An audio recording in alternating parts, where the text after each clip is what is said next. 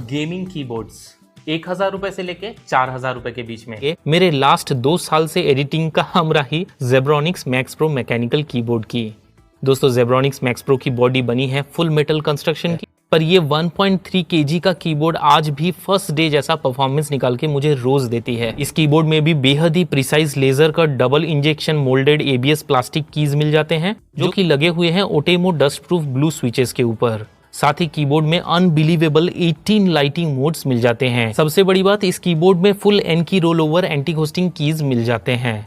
कुल मिलाकर इस बेहद ही रिजिड व टिकाऊ full heavy metal mechanical keyboard जो कि 1.8 मीटर ब्रेडेड नायलॉन केबल के साथ आती है को Amazon में 4.3 रेटिंग मिली हुई है। कीबोर्ड की फुल इन डेप्थ रिव्यू देखना है तो उसका लिंक अगेन हम ऊपर आई बटन में और वीडियो के डिस्क्रिप्शन में छोड़ रहे हैं।